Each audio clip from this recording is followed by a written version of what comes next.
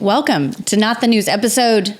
Is this 10? I think 10. I love how it always surprises me. I know. But 10. It's going so fast. It really is. But Speaking what a great. of going fast, you just had a birthday. I did. Time's going fast, isn't it? 42 is the new 22.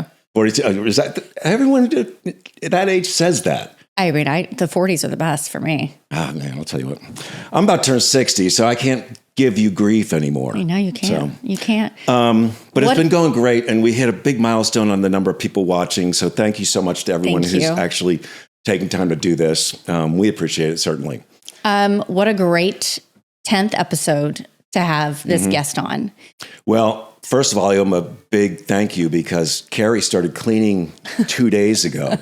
And yesterday she came to me and she looked at me and she's like, I need you to go outside and power wash and mow the yard. And I was like, these are two of my most favorite things to do in the world. And she just demanded I do it. I'm like, I'm good. Okay. I'm out. But I know why she did it. Because when I power wash, I kind of go into this deep thought. Yeah. And I really had a chance to kind of wrap my head around today's guest and where the conversation may take us, but I'm really kind of excited about it. And I owe you a round of thank you because you met our guest initially. Well, it was an honor to meet our guest and even a bigger honor that he agreed to do this. And I'm so excited to introduce Gary Sinise to the podcast. Thanks for Welcome. Gary, it's great to have you here. Thank you. Unbelievable, actually, to have you here at the house. But when you walked in, what did you see? What was in the front yard greeting you? Deer and squirrels. No turkeys? No, deer and squirrels. He said the turkeys will be there when I go. Yeah. The turkeys, they show up 3 times a day. They're paid actors. And they get greedy. If I don't feed them, they start pecking on the front windows and looking in. And it's funny having 6 turkeys. They know to come around here. Oh, yeah. Okay. I'm sure my neighbors love the fact that I draw all the wildlife in my front yard. But great to have you here. And I know you're very busy. And I was just thinking that we're going into the 250th birthday of the Army this week, and the lieutenant band has to be booked. And the fact that you made time to come over here, I figure you have a gig coming up in the next couple of days. Tomorrow, actually. Tomorrow. Yeah. So we're going to Fort Riley, Kansas tomorrow. So we'll play for the Army out there. And then we're also sponsoring, this weekend there's a bunch of celebrations in D.C., and we're sponsoring some stuff there, my foundation. Some entertainment for some of the celebrations, and we're a part of it. I just did a video for the Army, and we're keeping on it. Well, I know they're honored. It's a big anniversary. It is. It's a big one. Yeah, you do so much for our military. You moved your foundation here to Middle Tennessee. It's been how many years? The foundation came 21. Gosh, that's 4 years. 4 years, yeah. And we moved the family about almost 2 years ago. Yeah. You're already expanding where you are. You're growing out of your location, basically. Yeah, we grew. We were in Woodland Hills, California, for the first part. Early on, that's where we were before we moved here. Mm-hmm. We kept expanding that office. Every time somebody would move out of one of the offices next door, we'd take the space. We did the same thing here. There was one of the tenants that moved out, and we grabbed the space, and now we're expanding. We need it because we have more people that are coming to work for the foundation. We need more help. Yeah. We need more room, and we're expanding our programs all over the place. It seems like when the California wildfires happened, you guys mobilized pretty quickly out there and started helping in Southern California as much as you could. I know it's a second home to you. It's where you raised your kids. Yeah. Well, we've been kind of embedded there with a lot of the services for many years. So just because we're here in Tennessee, it's not going to stop us from doing important things. And I went there after the Palisades and after Altadena, and I went there and served food and did a whole thing. And they took me up to see the devastation, and just imagine like all of Brentwood like gone or something. It really is hard to fathom when you stand there in the Palisades and you see the entire area just completely wiped out, and it's as far as you can see almost. Yeah, just gone, nothing but Hiroshima. Like imagine it's like going into a tornado zone where everything becomes disoriented to you. Things that look familiar no longer look familiar to you. You just lose rubble. All. Yeah, it's heartbreaking. Well, in a fire like that, though, in a tornado, of course, everything is blowing around and then it lands there and just piles up and everything. What I saw there is just charred earth, just and chimneys. That's it. It's and it was hard on our firefighters and our first responders there because they felt like, I kept asking them how they were doing, and we were there to kind of support them and help them through. And so many of them just felt terrible that they couldn't do anything to stop this. But it was really a hurricane of fire just blowing through. And there was no way to stop it. It was sad, very sad. Yeah. What happened. But having familiar faces show up to offer support means a lot at a time like that. I've heard you say in past interviews that it's the showing up that matters. Yeah, I think so. You can certainly there are people that can't show up, but they can write checks or whatever, and we're always grateful for that. But what I've found in walking into a hospital room or something like that is that the time that you allow yourself to have to go do something like that matters to a lot of people, and it can make a big difference. So it just made me want to do it again and again and again and keep going back. And whenever I can go out there and actually participate in our events beyond the concerts, when I can go serve food or go to the hospitals or do something like that, I enjoy doing it. I've seen it make an impact, and I like helping folks. Yeah. I want you to take us back to when you first started the foundation, because I think your name is synonymous now with the military, and how your love of the military and supporting them started. Yeah, that there's no one starting point, is there? Right? You're kind of right. It was your wife's family that introduced you to Vietnam vets. There's this little thing here, and then there's that thing that happened, and this thing that happened. Going back into like the 80s, 70s and 80s. I got started in Chicago with just supporting Vietnam veterans in Chicago. On my wife's side of the family, there's a couple of brothers served in Vietnam, and then her sister was in the Army, and she married a Vietnam veteran who was in the Army, a combat medic in Vietnam. They had a son. He served in the Army. My side of the family, many veterans in my side of the family. And then I'll tell you what, when I met my wife's older brother and her two older brothers, both Vietnam veterans, that was a key thing for me, because they were just a little bit older than I was, and they were in the jungle, and they were fighting, and they were having a tough time, and coming home was tough and all of that. And I got to know them pretty well, and they made a big impression on me. And so that's why I kind of started supporting Vietnam veterans in Chicago. And I had done, I was the artistic director of Steppenwolf Theater. We started this theater company in the 70s. Yeah. And we had a lot of great people there. With Malkovich, right? Came out of there. John, Malkovich. He's a wacky John. He's a nut. Yeah, he's a nut. Good friend, but we go back, way back. But a lot of folks came out of there, and we did a lot of work, and I was the artistic director on and off throughout the 80s. And I was directing plays, and I just thought, I want to do something that would speak to the Vietnam veteran experience. So I found this play that was written by a group of Vietnam veterans, and I ended up doing it. And then Vietnam veterans started to come to see the play, and they would come back again and again. And then we started what we called a Veterans Night evening, where we would let veterans in for free, and we would have hundreds of veterans in the audience. And it was impactful, to hear them. We would have post-show discussions, and then we would hear them start to open up about their own experiences. And they'd be, one guy, they'd be sitting next to their wife, and the wife would just have her mouth open because he'd never talked about the things that he'd gone through and been through. Yeah. And all of a sudden, the play and seeing the play started to make them open up. Yeah. And then I got engaged with trying to support Vietnam veterans groups in various ways. And then I played the Vietnam veteran in Forrest Gump. And that led to working with our wounded, because he was a wounded soldier. And then September 11th was the thing that turned everything upside down.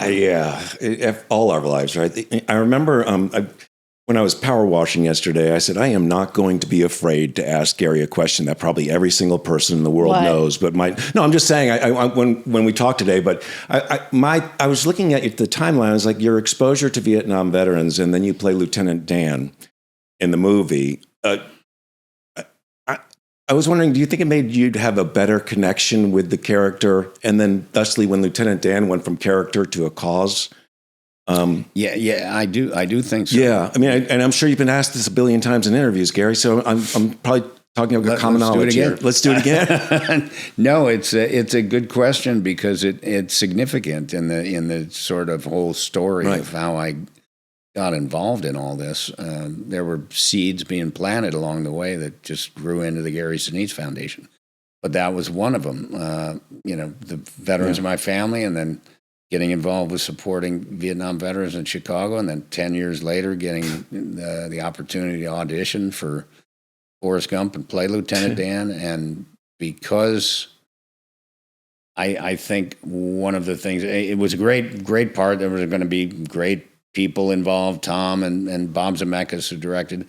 So you knew it was going to be, it's an A-list bunch of people that are working on it. So it's going to be a top movie. But the thing for me that was most, equally as significant was to play the Vietnam veteran and to kind of, do it right. Kind of honor the Vietnam veterans that I'd met over the years prior to playing Forrest Gump. And I really wanted to do that. And I was lucky to get that part. And, you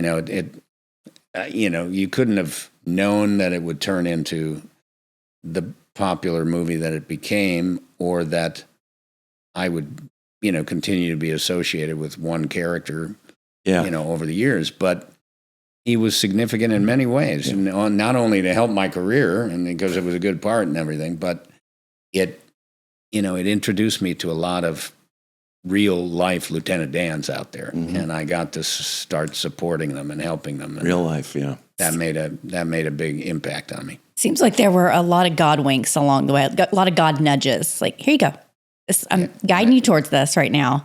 Vietnam veterans is one. Lieutenant Dan is another. At one point, was the nudge a push into you saying, I'm not just going to support veterans through various causes. I'm going to start my own thing. Yeah, well, I as I said, September 11th was that was a call to action. Where were you? In a way. I was in Los Angeles, and my buddies in New York. One of my best pals from Steppenwolf was living in New York, and he called me up at like 6:30 in the morning, and my wife came in and woke me up and said, Terry's on the phone, and he told me to turn on the TV and all that stuff. So I woke up, I said, what's going on? And he started to tell me, and then the television, and then I saw the next plane, the second plane hit, and then you knew all the stuff was going on at the Pentagon, and then another plane going down in Shanksville, all that stuff. And it was such a terrible, terrible day. And I'll tell you what, I had a golf game scheduled that morning with a buddy of mine. Yeah. We're going to meet at like 9:30 or 10 o'clock in, it's in California, in Westlake, I think it was. And so I shook it off and got in the car and, turned on the radio, and I'm driving there, and I get out of my car and we go to the driving range, and we're hitting, and he hadn't seen the buildings come down. I saw them come down. He had left his house before. I saw the buildings come down. And he said, and I told him what had happened. He was like, and we're trying to hit balls, and I just dropped my club. I put it back in the bag. I said, I got to go home. I can't do this. Yeah.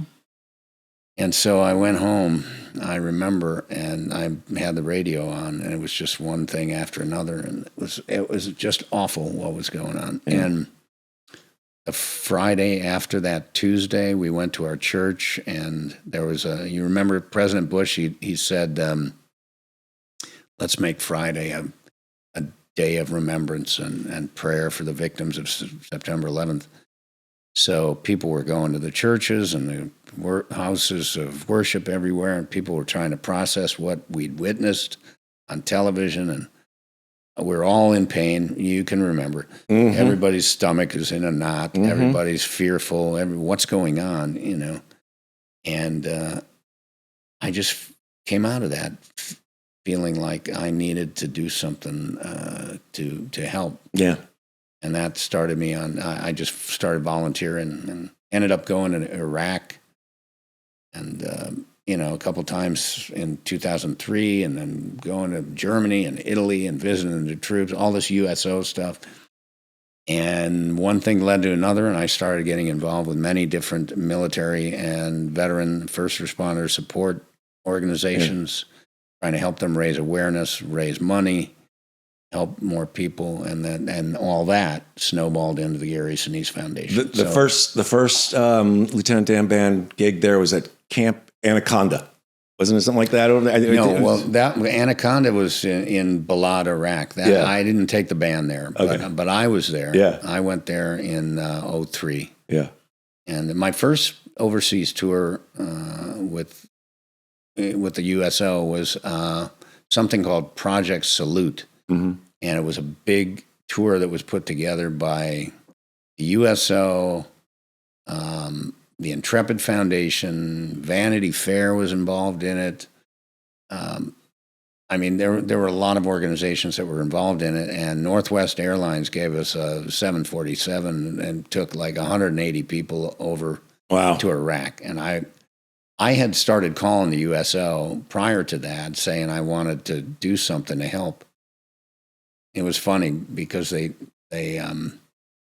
I don't think they knew who Gary Sinise was. Because I kept leaving messages, there's Gary Sinise calling me back, and I thought, why aren't they calling me back? So then I left a message, hey, this is the guy who played Lieutenant Dan. Call me back. And then they called me back, and I got on the phone with them, and I said, I want to do something to help. And then they had this big tour going. So I got on the tour and went out, shook hands, and took pictures. Mm-hmm. Signed autographs, all that kind of thing, and visited with the troops. And there's a video of that very first tour that's on our website, on our YouTube channel, where you can see it's over 20 years ago, going to Iraq with Kid Rock and all these other people. And that was so impactful that I came home from that and just called the USO up and said, I want to go again somewhere. So 3 weeks later, I was in Italy, and then I went to Germany 3 weeks after that, and then I did 6 tours in 6 months. Oh my God. For the USO in 2003, and 2 of them were to Iraq. Yeah.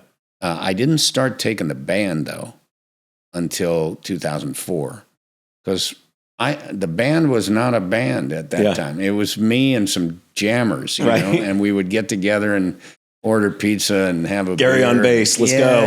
What do you want to do? Let's try. Remember this one? Let's do it. And we would just kind of screw around. But I told the USO that I had some players that I played with, and they eventually let me take them. And we went to first overseas tour was to Korea, little island in the middle of the Indian Ocean, Diego Garcia, and we went to Singapore.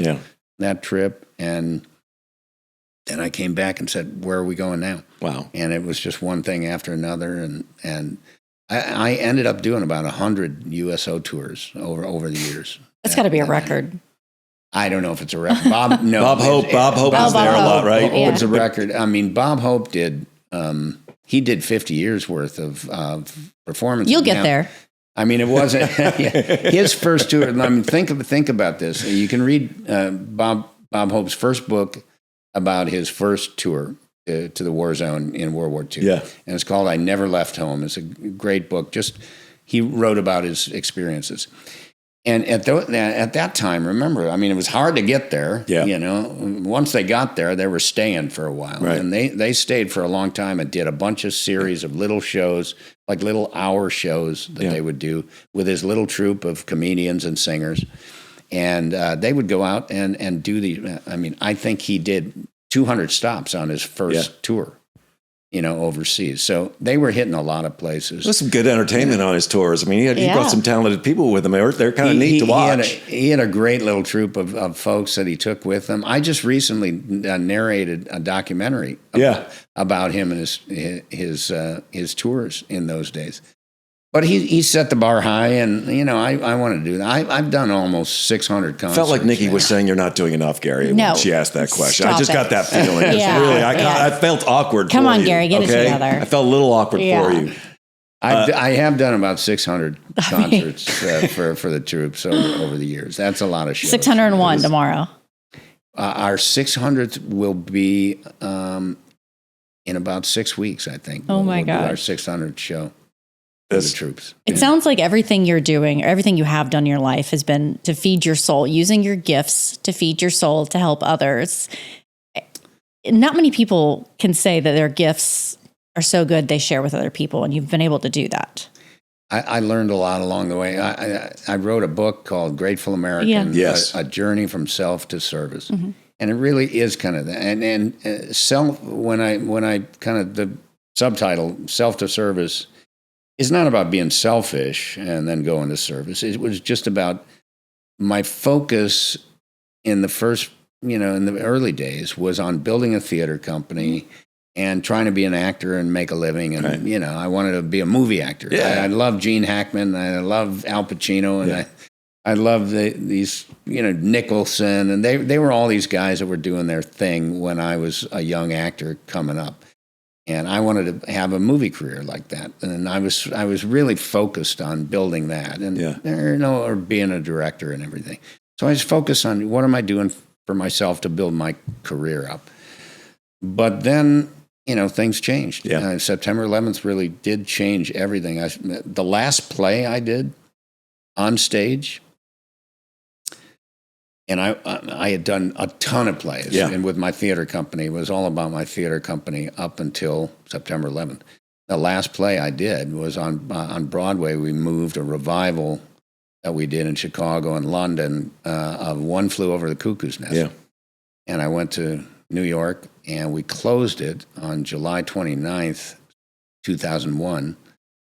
6 weeks later, the attack on our country, and I didn't go back to do plays after that. I just started doing other types of things. I get it. I did get a television series that kept me busy. Where your name was Mac, by the way, Mac Taylor, right? Oh yeah. Was that in a nod to your? Oh, I'm getting weird feedback here. Was that in a nod to your son at the time, or was it just a coincidence that? Yeah, it was. That's my son is named after, I mentioned my wife's two brothers, and the oldest of the two brothers, his name is Boyd McCanna Harris, and everybody called him Mac, short for McCanna. That was just his nickname. And so we named our son after him. Yeah. And then when I was talking to Anthony Zeiker, who was the creator of CSI, and then CSI Miami, and now they're going to do CSI New York. And they asked me to play the lead guy. And originally the lead guy his name was Rick Carlucci. And I said, I don't see you as Rick Carlucci. Anthony, maybe when you were writing this, you were thinking of, I don't know, Ray Liotta or somebody else. I don't know. I can see that. Yeah. Am I the guy you wanted? Well, I've got him. While Sinise is Italian, Sinise, I don't feel like a Carlucci, really. Yeah. Why don't we talk about a different name? So he said, well, give me some names. And so I threw down Mac after my son, and Taylor is after Lieutenant Dan Taylor. It's perfect. So I threw that in. That is amazing. And Anthony liked it. That is very, very cool. How fitting, actually. Yeah. I'm always amazed. I do a fish fry where we honor veterans every summer with the Smyrna Rotary here, which they're gonna say, "Did you invite Gary to this?" By the way, when we're done with the interview, so if I'm formally inviting you, you would love that, Gary. It's Smyrna Fish Fry. It's a big deal. It's early September, around September 11th. Started because of September 11th. And every year they choose a different branch of government or a different branch of first responders. and they honor those people. And I remember they brought in the Vietnam veterans, and they got a 5-minute standing ovation. I'm getting chills just even telling you about it. Oh, wow. You make sure you give me all the information. I will, because it's right. I used to bring my daughters because they expose them to what is important in life here. But you meet a Lieutenant Dan, someone missing maybe an arm, leg, and your first thought is how difficult, how challenging life must be. And then you find out these are wonderful people who lift you up, who have the best outlook on life, who understand the meaning of life more so than I ever could. And I imagine you run into a lot of people like that. A lot, yeah. Yeah, and they've been great motivators, for me. You meet somebody who's gone through some difficult stuff, and they've turned their lives around, turned towards service, and it's giving them a great purpose and all of that. And it just reinforces that that's a great way to live, Service is a great healer for things that ail you. Yeah. And I'll tell you one quick story about somebody who was a great friend of mine. And he was that I told you about that first trip to Iraq with Kid Rock and everything. Yeah. So there were 180 people on that trip, and a lot of entertainers. Robert De Niro was there. I mean, you name it. There were basketball players and everything. And I was on my way up from Kuwait to Baghdad for the first time to go up to Baghdad. We had done a bunch of stops in Kuwait, meeting the troops there, all this. Went out to Camp Udari, which is now called Camp Buring. It's right on the border on the Kuwaiti side of the border between Kuwait and Iraq. It was a staging base for the invasion. And we went out there, and we went all around Kuwait, and now we're going to fly up to Baghdad and get on the C-130, and there's several C-130s going up there because there were a lot of people on the tour. And I was on one. I sat down next to a guy who was sitting there, an older guy. Clearly, he's not an entertainer, but I said, "Hi, I'm Gary." He says, "Hi, I'm John," and he was wearing this button on his shirt, and it had a firefighter on it and a police officer on it. And they were kind of goofing around in the picture and everything. It was kind of a funny shot.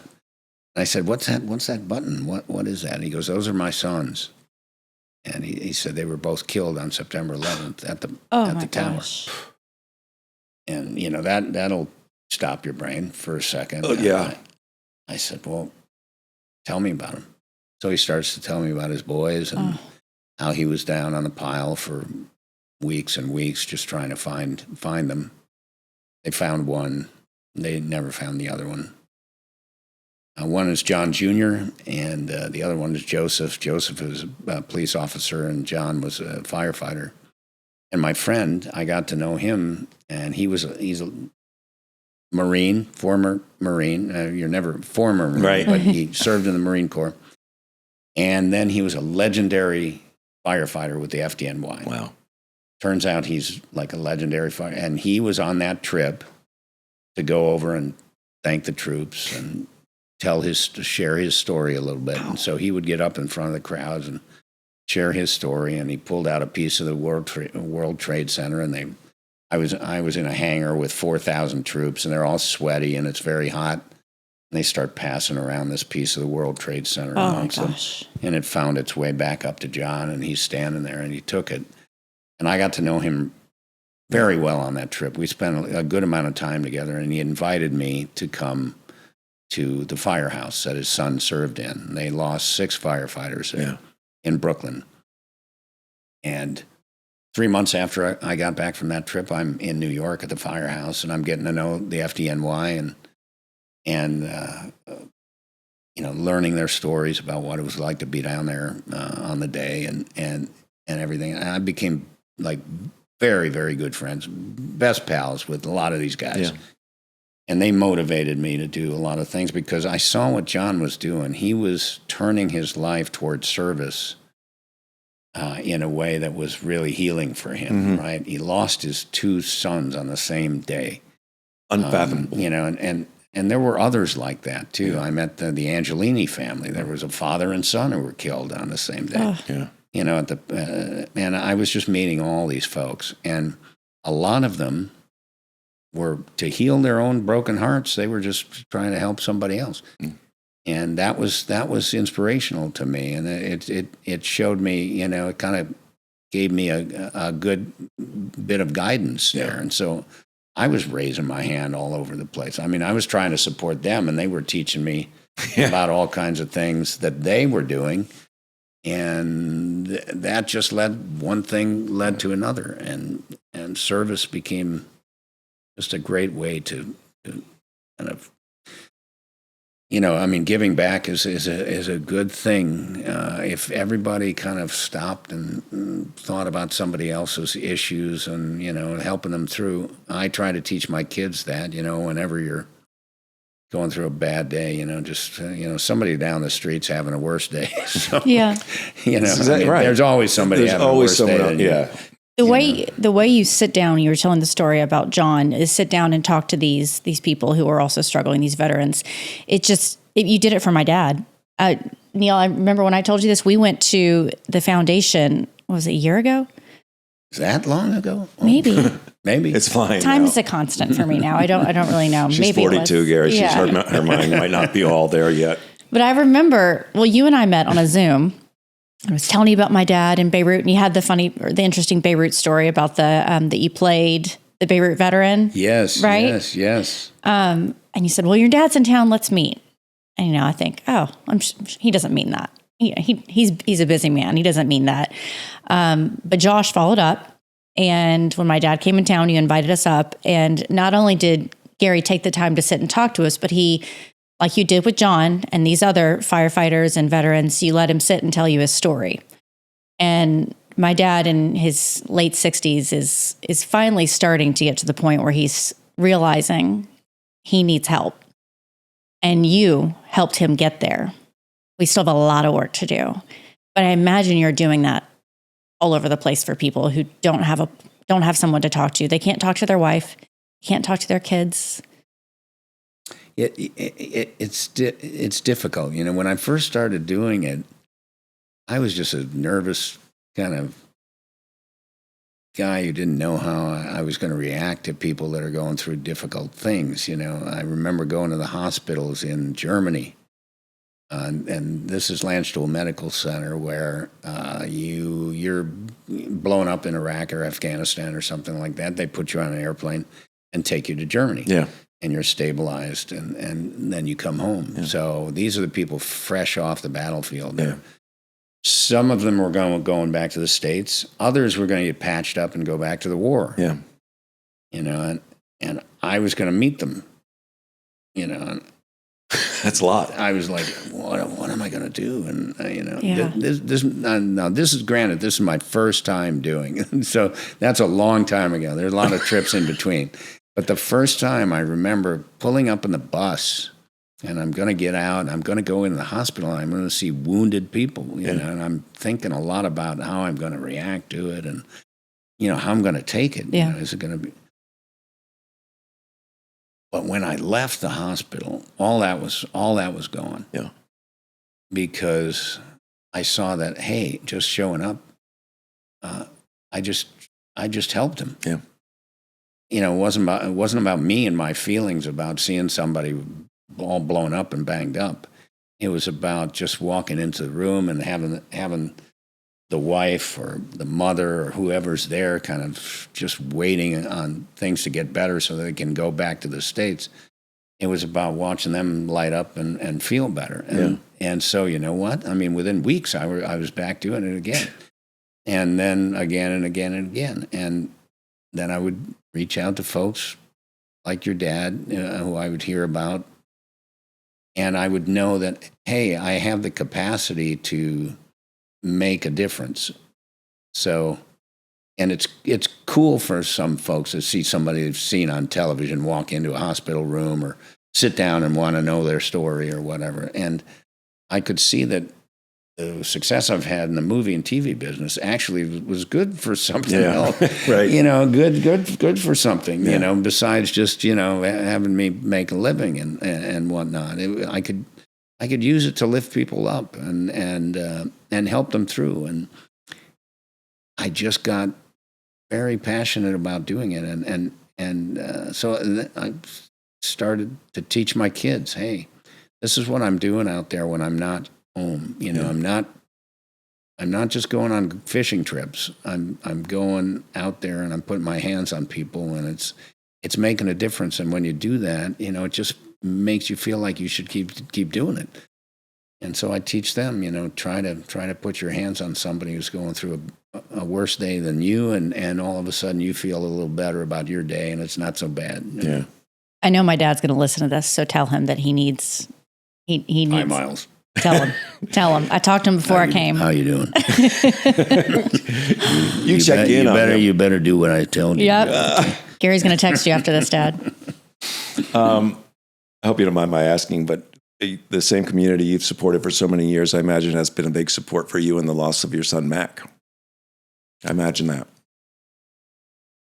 Yeah, no doubt about that. Yeah. It's been, a year and a half, almost? January 5th. Yeah. So yeah, Mac died on January 5th of 24. Well, when I first met you, when you walked in, I thanked you for the opportunity to meet your son, because what I found was a pretty incredible person, talented person, started at drums, and now could play any instrument that you put in front of him, it sounded like, but also so empathic. I was listening to a podcast. He did the first Gary Sinise Foundation podcast, and he interviewed his dad. If you want to hear something that's pretty great, listen to that 26 minutes. And I tell you, it will. I knew I understood him at the very end when you were talking about taking him to go to the foundation, looking at your volunteer log. And you, as you were looking at that, realized how much time you'd spent away from him growing up. And he caught on to that and said, "No, Dad." He didn't say these exact words, but he steered the conversation. He was protecting you. He was comforting you, and he was thanking you for the opportunity to do it. I found what an incredible human being. Is that Mac? Am I close? Is it like? Can I? Yeah. Thanks. As an interview person myself, to hear someone who is as talented as he is at interviewing, I was more than impressed, Gary. That was his, he only did two podcasts, 2 audio podcasts. I wish we'd have put a camera on to do it. But Mackie was just setting up microphones like this in our guest house. Yeah. And he was just getting started, and I'll tell you what he wanted to do. He was worried that because he loved working for the foundation so much, he knew that he was going into a much tougher time on the cancer fight for him. And he was concerned that he wasn't going to be able to come into the office the way he had been coming into the office. And he started thinking and talking to Kristen, who he worked for, who's been with me for like 11 years, and started talking about what he might be able to do from home. And he came up with let's do a podcast. And so he was hoping that, he would be able to continue beyond me and interview a lot of different types of people at the Gary Sinise Foundation. But right after he interviewed me, he went in the hospital again. And that was a tough surgery. And it set him back a couple of months, and then he came out. And then a couple of months later, he was back in the hospital for another surgery. And that kept him in the hospital for another 4 months. And 2020 was a rough year for him. And he wasn't going to be able to get back to the podcast. But I listened, you mentioned that because after he died, I went on a walk and I put that on, the one that you're talking about, and I listened to it. And I'm on this walk around our area, and after I finished, I called Kristen up and I said, "Kristen, we're gonna resurrect the podcast in Mac's honor. and you're going to be the host of it. And she does great too. Yeah. Really? What? I don't know. Wow. And I said, yeah, we're going to do it. We're going to make a studio. We're going to name it after Mac, and we're going to carry on what he wanted to do. And now we're in season 2, and Kristen's done a great job with it. And Mac's always a big part of each one of our podcasts. Yeah. Because we start the podcast with his voice, and we end the podcast with his voice. And his pictures are on the wall behind. Yeah, you'll come over and see it. I can't wait. It's beautiful. It's just got Mac in there. He was a big part of the foundation. I mean, if he hadn't gotten sick, he'd be one of our leaders. I had a meeting yesterday. I'm on Zoom with our outreach team, which is. There's like 15 people on our outreach team, and these are the people that, they're dealing with concerts, they're dealing with food serving things, or, all these things we're doing all over the place. And they're all sitting there, and I said to them, if Mac was here, he'd be sitting in that room with you right now, and he'd be one of our young leaders. And I listen to his music too, and I think, gosh, he. Not only would he have done great things at the Gary Sinise Foundation, but he continued to want to write music, and the stuff that he would have written would have been just spectacular. But we've got him with us, and his music is with us. His music is being embraced by a lot of people. We've the record, the vinyl record. Yeah. We've sold over 8,000 vinyl copies of that record, and all the proceeds go to the Gary Sinise Foundation. That's what he wanted. He wanted to happen with the vinyl. He initially just wanted to print the vinyl up so he could, like, you're a friend, and I'm going to give you something, and this is my music. He wanted to be able to not just say, go download it, but he wanted to hand something to somebody. And so he wanted to print 100 records.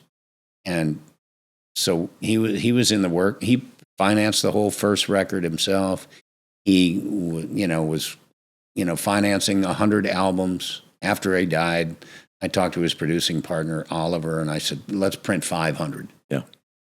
And then we actually put it on pre-sale on the Gary Sinise Foundation website, and there were over 1,000 orders within like 24 hours. We had to crank up the all of a sudden I'm ordering 5,000 records, and now we've sold over 8,000 vinyl copies. And did you see this thing recently? So I've been doing some podcasts and doing some interviews and stuff, and talking about the record and talking about the music. Well, like a month ago, I get this. Kristen sends me this article that Forbes did online. Did you see that? Where I did not. Mac's 2 records. We started, we put it out for download. You can download it now. Yeah. And Mac's got Resurrection and Revival, and then the record that I did after he died, finding all this additional music, that's part 2, Resurrection and Revival part 2. Yeah. Well, for a moment in time, a month ago, both part 1 and part 2 were number 6 and number 9 in the top 10 most downloaded recorers in the country on iTunes. Now that's crazy.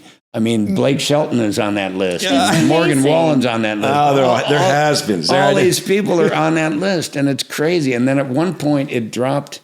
It's a constantly fluctuating list because everybody downloads all day long and, whatever. So the list is changing all the time. But for that moment of time, he was in the top 2 with both records, top 10 with both records. And then just, like 5 days later, I checked it, and Resurrection and Revival was number 29. Yeah. Lady Gaga was number 28, and Britney Spears was number 30. Right. So it was like Lady Gaga, Mac Sinise, and Britney Spears. It was crazy to see that. What do you think Mac would think of that? He would just be shocked. Yeah. Yeah. He's Mac was so humble. Humble to a fault, because he was very, very gifted, obviously. But he just, he was a drummer at heart, and he kind of always thought of himself as, well, I'm a drummer, who likes to compose. But he didn't really, I don't even think, realize how good he was at writing. And composition and everything. He loved it. Yeah. And when he did Arctic Circles, which was the first piece that he did that started him on this journey to create a whole album, when he did that, and I heard it, and we all heard it, I think he knew at that point, hey, it's special. This is good. I think he felt very, very good about it. And now that all this music is out there and it's being shared and people are playing it in their house and in their car and stuff, I mean, it's incredible. It's soothing music. It's music that just takes you places. It's not the same song over and over again. Mm-hmm. It's very his taste was so wide, and you could hear that in the music. Is there a track that comes to mind first on that?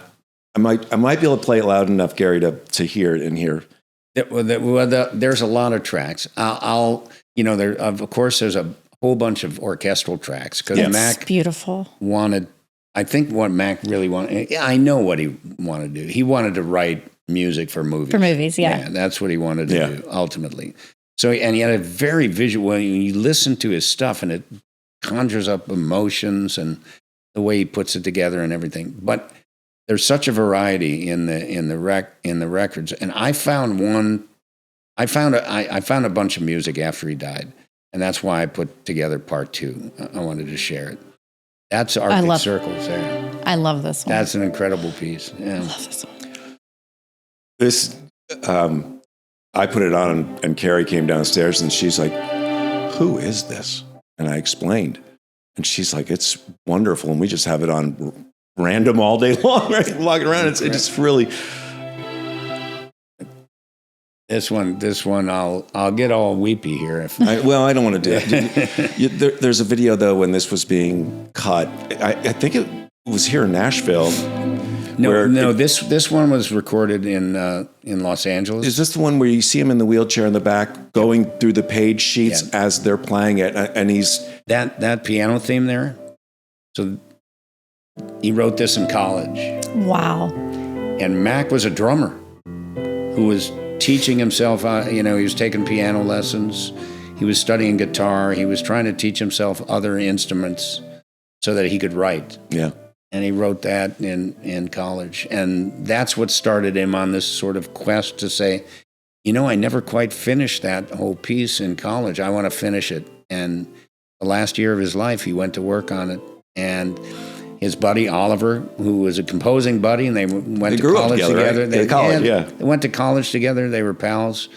Oliver, just out of the blue, Oliver connected with Mac again in that last year, and Mac played him this before it was finished, and said he wanted to finish it. And Oliver said, "Let's do it together. I'll help you finish it." So they went into the studio and recorded it at Sunset Sound, which is a very, very famous recording studio. Yes. In everyone in Hollywood. this town knows that studio for sure. It's an amazing place, a lot of history there. And he had some of the best LA musicians because we got a contractor. Yeah. The contractor put the musicians together, said, "Here's what it's for." A lot of them came together. Some of the best players in LA played on these tracks, and he recorded that, and you can see it at Mac Sinise YouTube. Yeah, you can see there's several videos. I think 10 or 12 videos of different songs and different pieces. This was the first one though, and it really, you can see me kind of in shock, and just It'll bring tears to your eyes seeing a father reacting to his son's creation for the first time. You're not alive if you don't feel this and you don't know what the moment means. But it was just unbelievably sad for me to watch in the videos as his health was decreasing and his musical performance was increasing at the same time. And it was like a person meeting their fate and their peak at the very same moment. And that is what got me. But I want to show the variety of this album. I told you my favorite track has been the version of Amazing Grace that he put together. There, and that you hear starts with the cows, right? It starts I was with just going to say we need a disclaimer there at the cow, right? There's cows and crickets and whatever. At this house, it could be a cow. I know. We turkeys and he was sitting on the back porch This is recorded. He wanted all that. He wanted all that sound to be kind of a part of the recording. Yeah. You know, when he was playing, he pictured like just one guy by himself sitting on the porch playing his harmonica, playing Amazing Grace. And this is Mac, and then this is him playing the harmonica. That's Mac. Yeah.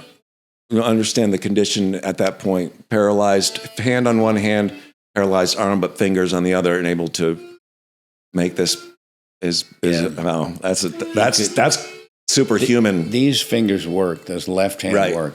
These were, these were impaired because of the spine surgery. You know, it had affected. Yeah, they had to take tumors off his spine, and that affected a lot of nerves and all that.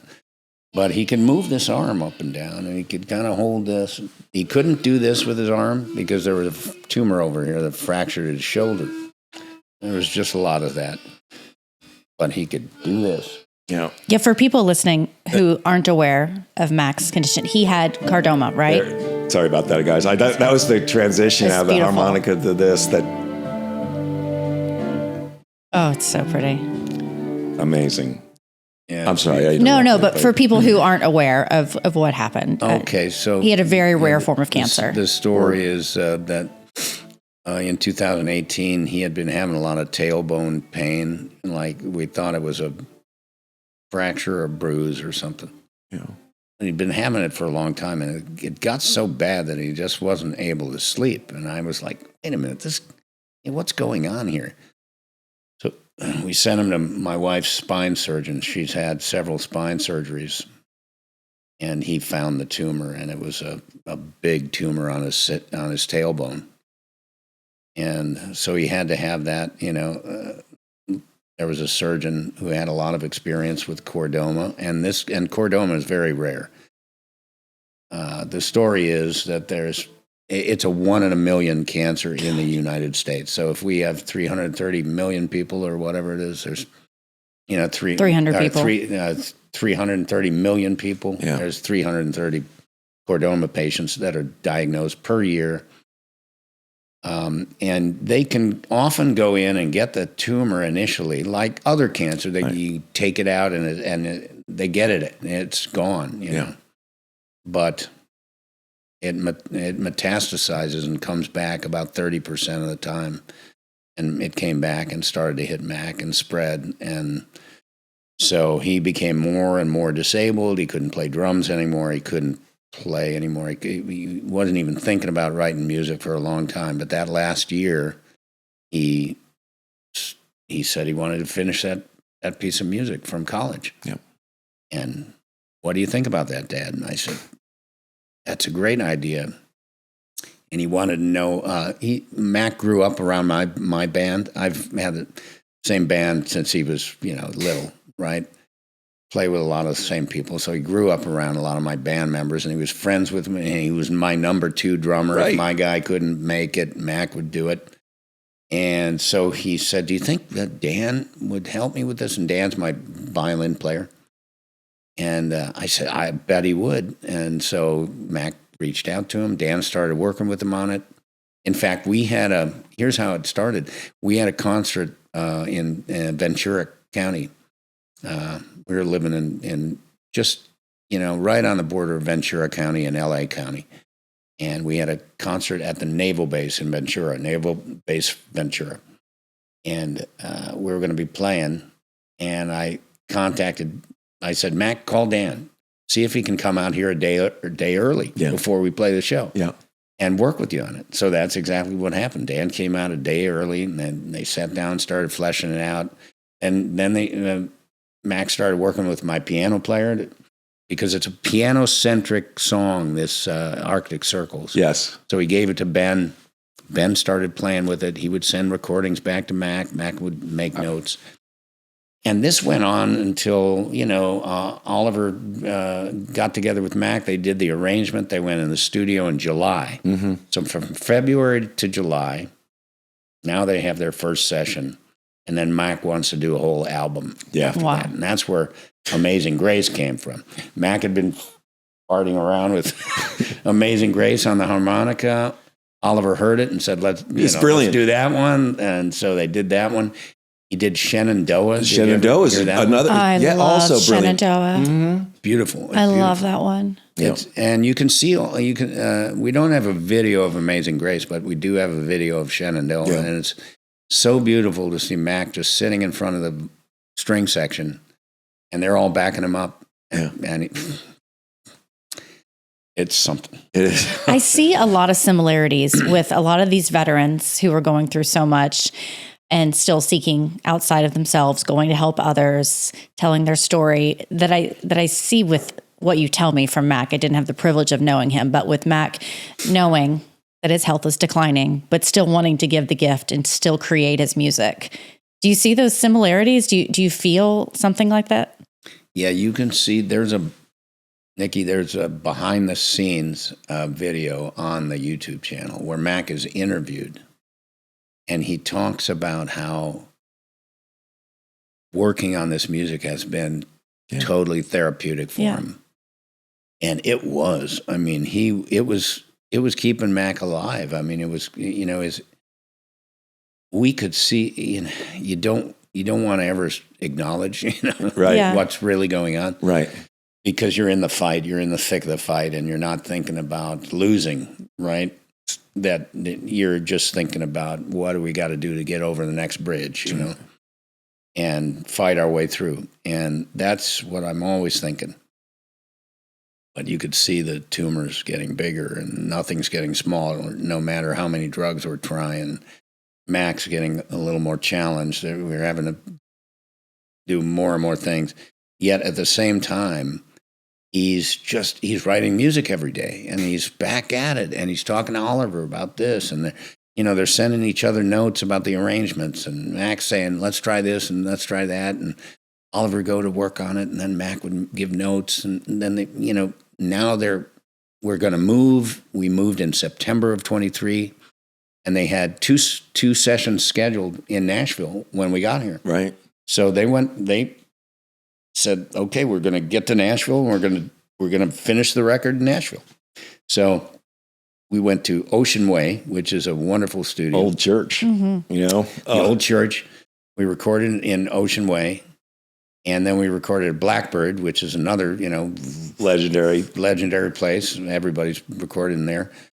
And when we were at Blackbird, it was Mac's 33rd birthday. November 10th, the Marine Corps birthday. Yeah. Mac, that's his 33rd birthday. Wow. And we were at Blackbird recording with my band, Amazing Grace, Red River Valley, some of the other songs that are on Resurrection and Revival. We were recording the whole day at Blackbird on Mac's birthday. You can see the video there. There's a great video on the YouTube channel where Harry Connick walks in.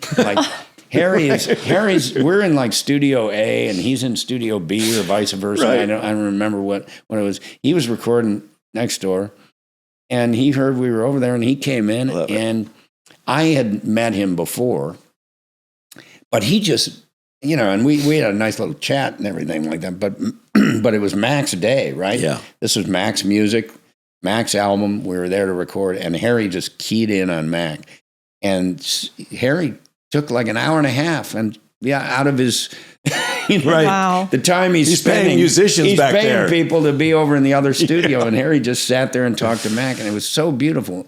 We played him Arctic Circles. We put it on the speakers. Yeah. We put on some of the other music, and Harry's going, holy cow, this is great. He was very moved by it, and that was like a little extra icing on the birthday cake. We had a birthday party that day for Mac. And it was one of the happiest days that he could have imagined, one of the best birthdays that he could have imagined. He wanted to have a day with my band. He really loved my band members and loved playing with my band. And one of the things he just really wanted to do in making this album was just have a great day with my band. Yeah.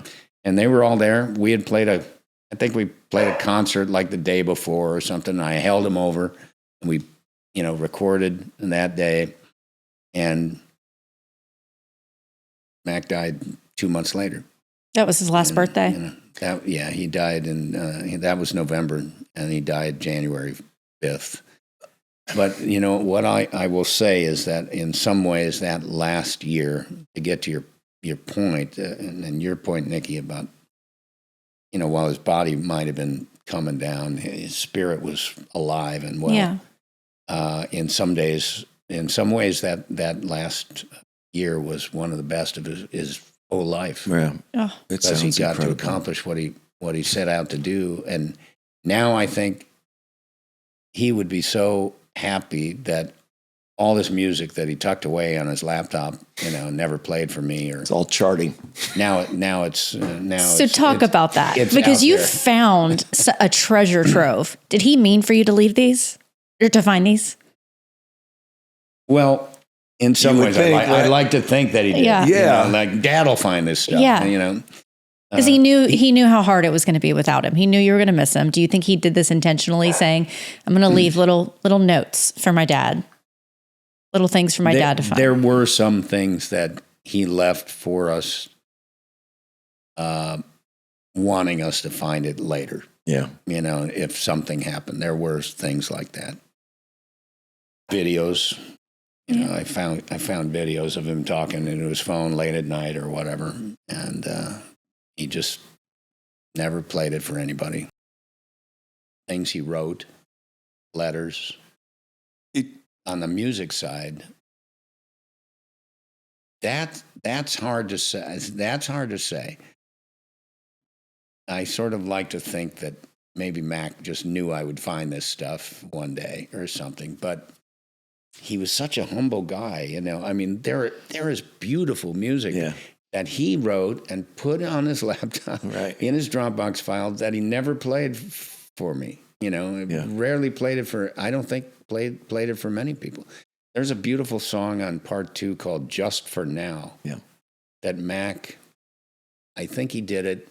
He did about right after college. He wrote this song and recorded it all on his his Pro Logic programs, and it's a beautiful. I found this song. I was like, "What is this? My gosh!" He never played it for him. He was a drummer. What are we talking about here? I think he kind of thought that he was a drummer, and he was just going to write this stuff and tuck it away. But now it's out there and it's available, and people are listening to it, and it's beautiful. "Just for Now" is this kind of beautiful song with one of his good pals from college. She sings on this thing. She's got a tremendous voice. Her name's Lou Roy, and Lou is sings on 3 of the songs on part 2. Right. And those were things that I just found, like you say, it was like a box of treasure, and what's this? Now what's this next thing? And then I'm clicking on another one, and I'm like, whoa, what's that?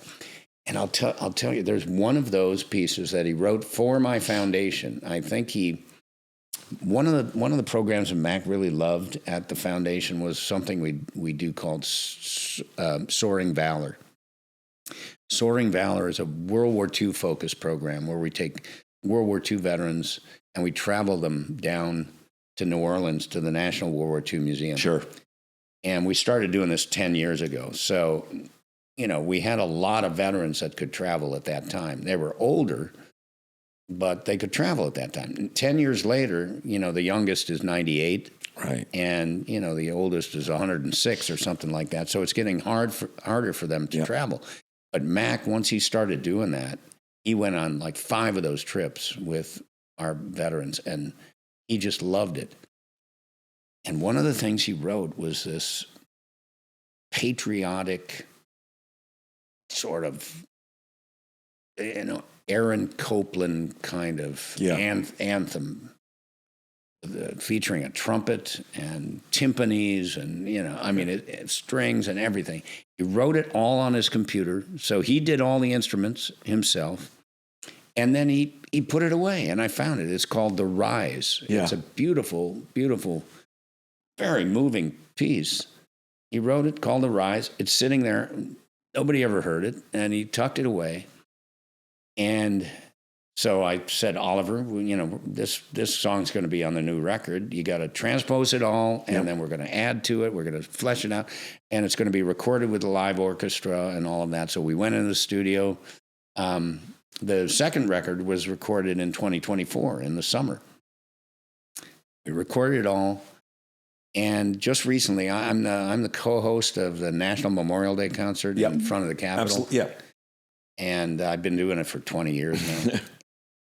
The National Symphony Orchestra played that piece as a part of the National Memorial Day concert in front of the Capitol. There's 100,000 people on the lawn and 12 million people watching on PBS. And Mac's music is being played by our National Symphony Orchestra. And I'm talking while the music is playing. Oh, did you know that was happening? Yes. Oh, Okay. I knew. But that's they didn't surprise me. Yeah. that's a little overwhelming. Yeah. Thinking like, okay, surprise, Gary, we're going to play this piece. No, I went to the rehearsal on Friday. Okay. We had a rehearsal on Saturday, so I had heard it, but I still had to be on national television talking about our World War II veterans, because the segment that they used it for was to honor our World War II veterans. Right. Having just lost your son. Which is perfect. Yeah. Because I think part of what inspired Mac to write that piece was those trips that he took with our World War II veterans down to the National World War II Museum. And so to be standing up there on the stage and to hear the trumpet start playing the line that Mac wrote, the orchestra kicks in. We added a choir to it. It's a very, very moving piece, and the video is on Mac Sinise YouTube. It's good. To me, it's he used his music as he went to his transition, but he's like, I'm gonna leave my dad a bunch of stuff because I know he's gonna need some help getting through this loss because it's gonna be a lot. So I'm gonna leave this here and let him discover it. And when I sit here and look at a father who's still in grief, it's still only a year and a half. It's still awful fresh, but at the same time so proud of his son, and so proud of what he accomplished in such a short period of time. It's we're blessed in so many ways. We always knew we were. There were a lot of things through this very difficult fight that we kept our eye on. Right. I've had a lot of success in the movie and TV business. Financially, we're good. I could bring it. Mac needed round the clock care. I needed to hire nurses. I had to buy a hospital bed. I had to, there was a lot of things that we had to do to take care of him. We had a nice house to live in, and we just kept our eye on that ball. And now, when he's gone, I think about Mac every waking moment. Yeah. It's something that's just with my wife and I, and we're always thinking about it. Of course. But we also feel like, look what we get to do. We get to share his story, which I think is very positive in the way he dealt with his cancer, and he never got bitter or, how you doing, Mac? Crap. He never was like that. Mac was never like that. He's worried about everyone around him mostly. Yeah, and that was a blessing. And then to have all this music to share with people and have people appreciate it and really like it, I mean, the National Symphony Orchestra played one of Mac's pieces. It's got to be good if they're going to play it, right? You have so much to be proud of in so many ways, that you raised such an incredible son to be faced with the worst of the worst, and that's the way he handled it. And then on top of that, the gift that he left us all. So thank you for sharing that gift with us. Thank you, Nikki. I love talking about him because he meant a lot. And you should. I want to share the music with people. That's the thing. Yeah. I want people to know about it. And you can go to the website and read about Mac, and you can listen to the podcast and all that kind of stuff. Like I said, I feel like I got to know Mac just through everything that is there online and the music he left behind. I feel like there was a real kind of connection there, and it's thank you for that. So many people, I think, when they lose someone so close to them, can't talk about it, or they're angry. It's been healing for you? Not healing. You're never healed from that, but helpful. Well, what happened? We all go through grief and loss and things that are hard for us. And I don't, and when something like losing a child, that's just a really it's the worst. That's a tough thing. That's a tough thing for folks. while it doesn't, while that hole that's in the heart doesn't heal up and stuff, you can fill it, you can fill it with things, and you learn to manage the issues a little better as time goes on. I mean, you'll see me. I mean, you see me just about to crack up, talking about him or something like that, because it'll just, the emotion just wells up and everything. But we also learn how to manage it, and Mac doesn't want us to be paralyzed like he was, by what happened to him. Yeah. He wants us to thrive, and he wants his sisters to do well. One thing that's kind of neat, neat little story is, when our kids were younger, we start put a little money away for each of them, right? Mm-hmm. And over the years, those accounts just built up, to a certain point. And then when they're 25, they get the money, right? Take your account now, and, spend it wisely, save it, whatever. And each one of our kids, we had been able to put something away, right? So Mac gets sick, and when he's 27 years old, and he's fighting cancer and everything. He's not spending a lot of money, right? But he invested wisely in that, and his account, built up. And you know what? I told somebody this yesterday. I never wanted to have those conversations with Mac. Right. Like you're giving up. What about this? The acknowledgement of what may happen. What if and all that. I was the colonel in the, leading the platoon, leading the brigade or whatever. Yeah. I'm the captain with the company just trying to fight the war. And I never wanted to think about that. There was only one time when I asked him something about what he would want to happen, and that was with his account. And I said, you've got that account, what would you ever want to happen with that? You're not spending any of the money. And I wanted to know in case I needed to make a decision, And he said he wanted it to go to his sisters. Oh. So that's what happened with it. He gave that money to his sisters, and that has helped them a lot. They've got young kids, and it's helped them a lot. And, he gave away a lot of his stuff. I just got a text recently from one of his bandmates there's a song on the album called Quasi Love. Uh-huh. Yeah. It's a rockin' tune, right? Yeah. And if you look at the video on a Mac Sinise YouTube, there's all these buddies of his. I brought them all out to play on this song that we were recording. So his drummer roommates from college are there, and his guitar player buddies from his early bands are there, and they're all playing on this song for Mac. And one of the guitar players, his name's Jake Hayes. You know that movie Airplane? Yeah. Yeah. Do you remember Airplane? Yeah. Do you remember Robert Hayes? Yeah. The Yes. actor? Well, yes. Jake is Robert's son. Oh, okay. My gosh. Robert was a friend of mine, and we introduced our sons together, and then they started playing together. Yeah. Jake and Mac. And Mac got to the point, of course, where he was paralyzed, and so he gave Jake his drums.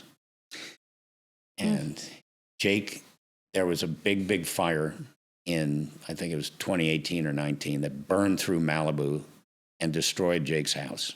And he lost everything. And Mac and he's a musician. He had all this equipment, all this stuff. And Mac said, "You take care of my drums." Oh. Jake came over and got his drums. And just the other day, Jake sent me a text. He said, "I haven't had a place to set up the drums until now. I set them up, and I wanted you to see them." And he was playing Mac's drums. Right. Everybody feels Mac in all these places, don't they? It's cool, yeah. I mean, it's cool like that. And he gave away all his equipment. He gave a bunch of musical equipment to the church. He gave his surfboard to my lead singer in my band, who's a surfer, and he came over and got his surf. And Mac started just giving stuff away. And then he gave us all this music and all these blessings that we count every day for having had him. It was his request, though, that the proceeds from these albums go to the Gary Sinise Foundation, though. So he left you another gift for the foundation. Yeah, with the first, I mean, he never thought we were going to sell any records. Right. He just wanted to make 100, and give some to friends, and if we sell any, Dad, the foundation, I want the money to go to the foundation. He truly was so humble. He didn't think. No, he never thought. He was making the record for himself. It was for him and his family. Gosh.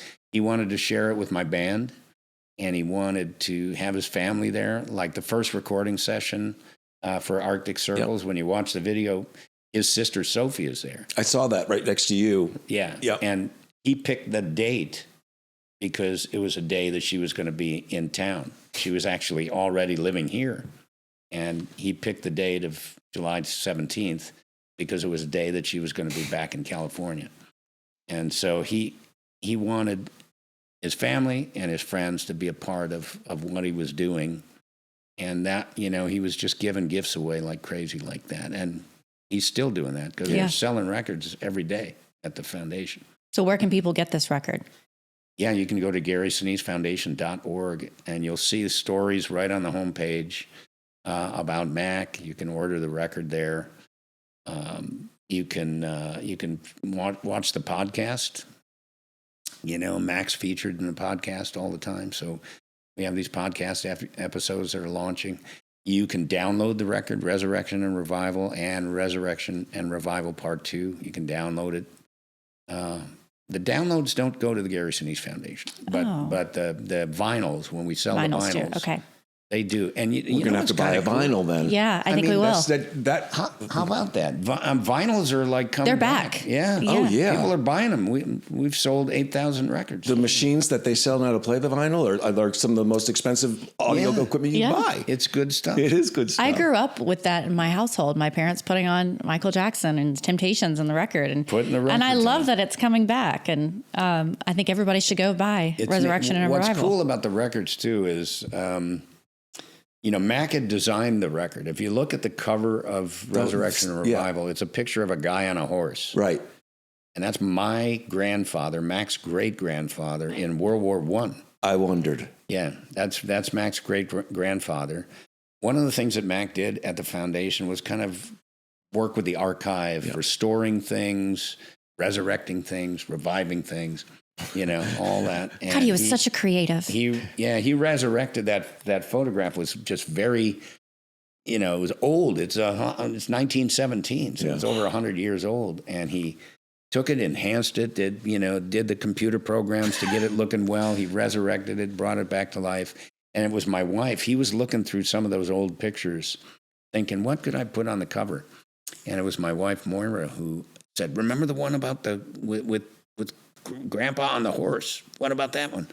So he went back and looked at that and fell in love with that. Oh, yeah. And put it on the cover of the record. So he designed the cover and the back. And then when after he died, the record went to press the week that he died. I remember. So he never saw it. He never actually held the album. But once he died, I said, you know what? I want to change the design a little bit. I want to make it so you can open up the record and see some photographs and read some stuff. So when you buy the vinyl, you can open it up, you can read a story about Mac, you can see some photographs in there. And then the same thing with part 2. Well, that's just old school record listening. I mean, you used to get the album and then spend all day staring. It's art. That's old school. You read all this stuff and everything. Yeah. I remember that when I was a kid. Yeah. So we did that with part 2. Part 2 is a double album. There's so much music on it. But there's 2 discs. Yeah. And then I made a whole booklet of pictures, and I had all his buddies write a little something about him. Those are all in there. The lyrics to his songs are in there. It's kind of a little package, you know, when you buy the vinyl. So even if you don't have a record player, it's something fun to have, I think. You can learn about it. So you can get that at GarySiniseFoundation.org. We're going to do that. We've already taken almost an hour and a half of your time, Gary. So I want to thankful. talk about how we can support the Gary Sinise Foundation, ways that we can help out. You mentioned cash is one way and let your people do the stuff, but there's also other volunteer opportunities. Oh, always, yeah. You can, if you go to the website, there are you can first thing I always tell people to do is go to the website, check out the programs that we have. Yep. We have multiple programs serving a lot of different needs out there. The YouTube channel is great to watch the Gary Sinise Foundation because you can see all these programs in action. You can meet the people that we were helping. You can see the children of our fallen heroes and what we do for families. We have empowerment workshops for spouses of service members who've been killed. We even have an empty nester, kind of empowerment workshop for. These are spouses who have raised their kids, who lost their husband or something, and now they're trying to figure out, like, what's the next thing to do. So we bring them together in big groups, and we take them on trips, and we do all kinds of healing workshops with them, and give them opportunities and ideas for where, how to press on, find purpose, beyond, what they've been doing to raise their kids and all that. Once the kids are gone, there are just multiple programs at the Gary Sinise Foundation that you can learn about when you go to the foundation website. You can also, you can donate and do that, but there are volunteer opportunities that you can look up on the website and just reach out to us. We have things going every single day. Somewhere in the country, something's going on with the foundation. Yeah, and it's every day. In fact, today we're giving away our 96th specially adapted smart technology home in Idaho right now. Oh, wonderful! So that's going on like right now. They're handing. These are disabled veterans that you build these custom homes if they need counters that lower, you do it. If they need special entry ramps, like the one you did in that I met you at. That's right, the Hargis family. Family, yes. So that was and this is our 96th giveaway today. Yeah. Over the years, we built that many houses for badly wounded service members and police officers and that kind of thing. And today, right now, the way we do it is the day before, we usually bring the family and we let them see it for the first time. Right. So they're not shocked, because we have a big dedication ceremony where because we have a lot of different companies that donate materials and all that kind of, so these different companies from all around the country, they show up at the dedication ceremony. And there's a ceremony that people speak and get up and talk and all that, and then it's usually there's a big flag there, and we pull the flag away, and there's the house. It's just like the TV show that, right? That's we all right. watch for like move that truck, right? And then they go in, they see the house. So yesterday, I got a call from the family sitting in their house for the first time, freaking out about how beautiful it is. And you can see some of those videos at the YouTube channel at the Gary Sinise Foundation. So multiple programs, all kinds of good things going on all the time. It'll suck you in. You'll once you start watching, you'll just keep on watching because each one's kind of like a small reality show in itself, encapsulated. It is because it is real. Our video guys do a great job. They really do. They've made a gobload of videos for us, right? And they know the drill and they know how to do it really well. And in fact.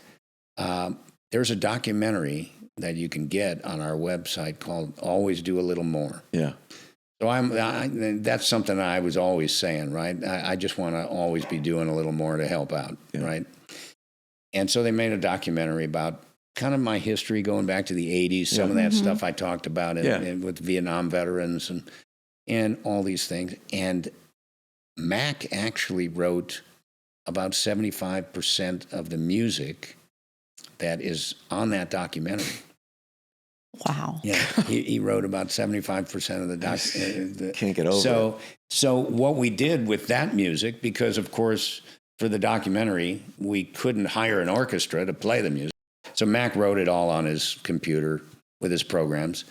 So we took all that music that he wrote for that documentary, transposed it all, and it's on part 2. Resurrection. Wow. It's just amazing. There's a thing called the Always Do a Little More Suite. Okay. If you listen to that, Always Do a Little More Suite is the music that's put together from the documentary. And there was the other documentary that just dropped in May that is out. Which one's that? I was skimming through Instagram one day and I thought I saw something in some documentary that you had May 28th or something. It could have been.